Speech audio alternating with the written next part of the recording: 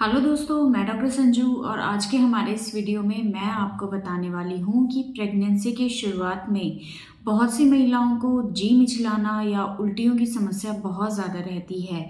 हर महिलाओं में इस सिम्टम्स का आना अलग अलग तरह से होता है। किसी को बहुत हल्की फुल्की परेशानी इस तरह की होती है, लेकिन बहुत सी महिलाओं के साथ ये परेशानी रहती है कि जैसे ही उनको प्रेगनेंसी ठहरती है उसके बाद से ये जो सिम्टम्स हैं ये बहुत सीवियर उनके शरीर में आने लगते हैं। महिलाएं पूरा पूरा दिन कुछ भी नहीं खा पाती हैं, उल्टियाँ करती रहती है, थोड़ा सा कुछ खाते ही उनको तुरंत उल्टी आ जाती है और इस वजह से उनके अंदर बहुत ज़्यादा कमज़ोरी, थकावट जैसे लक्षण दिखाई देने लगते हैं।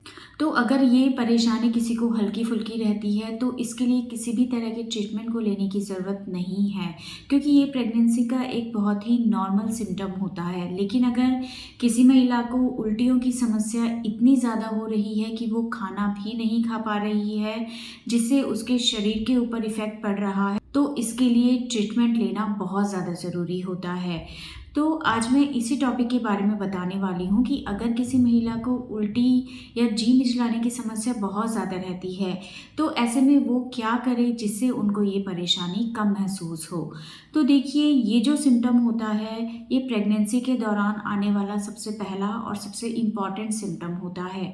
इसी सिम्टम को देख के महिलाओं को ये लगता है कि हो सकता है उनको प्रेगनेंसी हो, और इस सिम्टम के आने के पीछे जो मेन रीज़न होता है वो होता है इस दौरान शरीर में बनने वाला एचसीजी हार्मोन। एचसीजी हार्मोन जैसे ही महिलाओं को प्रेगनेंसी ठहरती है वैसे ही उनके शरीर में बनने लगता है और इसी हार्मोन की वजह से महिलाओं को ये सिम्टम दिखाई देता है।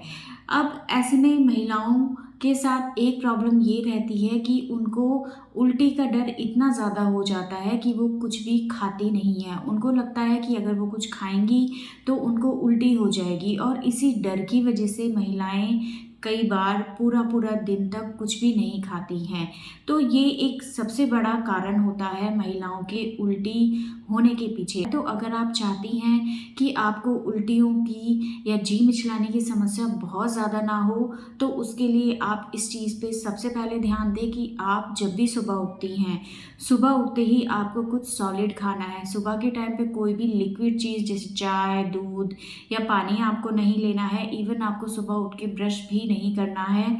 सबसे पहले आपको कुछ सॉलिड खाना है। आप रात भर भीगे हुए ड्राई फ्रूट्स खा सकती हैं। आप सुबह के टाइम पे टोस्ट या फिर खिचड़ी, दलिया, पोहा या ओट्स कुछ भी आप खाएं, लेकिन सुबह खाली पेट आपको कुछ सॉलिड खाना है। इन चीज़ों को खाने के बाद आप कोई भी लिक्विड चीज़ ले सकती हैं जैसे चाय, दूध या कॉफ़ी या जो भी आप लेना चाहें, लेकिन सुबह खाली पेट आपको कुछ भी लिक्विड नहीं लेना है। जब भी आप सुबह उठे, चाहे 5 बजे चाहे 6 बजे, सुबह उठते ही आपको सबसे पहले कुछ खाना है। अगर आप कुछ खा लेंगी तो आपको जी मिचलाने और उल्टियों का मन कम रहेगा, और उसके बाद आपको हर 2 से 3 घंटे में थोड़ा थोड़ा करके कुछ ना कुछ खाना है। दूसरा, एक बार में बहुत पेट भर के आपको नहीं खाना है, क्योंकि इससे भी आपको ये समस्या ज़्यादा होगी। आपको ऐसी कोई चीज़ नहीं खानी है जिसमें बहुत ज़्यादा मिर्च मसाला या बहुत ज़्यादा तेल या बहुत ज़्यादा स्मेल वाली चीज़ें, क्योंकि ज़्यादा स्मेल से भी आपको इस टाइम पे प्रॉब्लम रहती है। ऐसे में बाहर की चीज़ें जो आपके लिए नुकसानदायक हो सकती हैं उन चीज़ों को अवॉइड करना है। आप घर का बना हुआ हल्का खाना खाएं और हर 2-2 घंटे में आपको खाना है। ऐसे में ऐसी चीज़ें जो आपको पेट में गैस ज़्यादा बनाती हैं जैसे कि चाय, कॉफ़ी, इस तरह की चीज़ों को अवॉइड करना है। सुबह खाली पेट आपको फ्रूट्स भी नहीं लेने हैं। फ्रूट्स को, सलाद को आप दिन के टाइम पे खाएं। जूस को भी अगर आप पीना चाहते हैं तो दिन के टाइम पे पिए।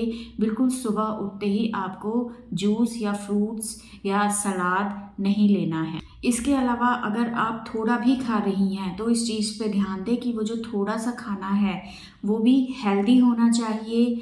उसके अंदर भी कोशिश करें हर तरह का न्यूट्रिएंट आप इंक्लूड करें, जिससे आपके शरीर में किसी तरह की न्यूट्रिशनल डेफिशिएंसी ना हो पाए। और ये प्रॉब्लम बहुत सी महिलाओं के साथ होती है, इसलिए इस चीज़ से आपको घबराना नहीं है, लेकिन कोशिश करें कि आप ज़्यादा देर खाली पेट ना रहें। सुबह उठते ही कुछ खाएं और उसके बाद हर 2-2 घंटे में कुछ ना कुछ आप खाती रहें। तो अगर इन चीज़ों का आप ध्यान रखेंगी तो इससे काफ़ी हद तक आपकी जो परेशानी है वो कम रहेगी। लेकिन फिर भी अगर ये सारी चीज़ें करने के बाद भी आपको ये परेशानी बनी हुई है तो इसके लिए कुछ मेडिसिन्स आती हैं जो कि आप प्रेगनेंसी के टाइम पे ले सकती हैं, जैसे कि डॉक्सीनेट करके एक मेडिसिन आती है या प्रेगावॉर्म करके आती हैं जो कि स्पेशली प्रेगनेंसी के लिए ही बनाई गई हैं। इससे आपको जी मिचलाने या उल्टियों की समस्या काफ़ी हद तक कम रहती है और इससे आप आराम से खाना पीना अपना खा सकती हैं। ये मेडिसिन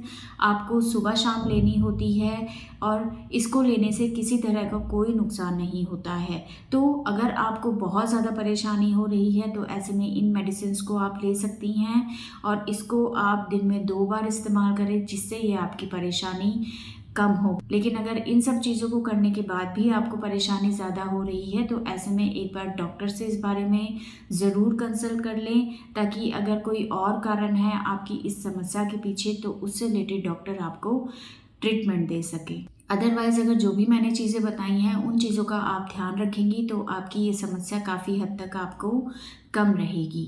तो दोस्तों ये था आज का हमारा वीडियो। अगर इस वीडियो से रिलेटेड आपके और किसी तरह के कोई सवाल हैं जो आप हमसे पूछना चाहते हैं तो आप हमें कमेंट कर सकते हैं और हमारे आने वाले वीडियोज़ को देखने के लिए हमारे इस चैनल को सब्सक्राइब ज़रूर करें।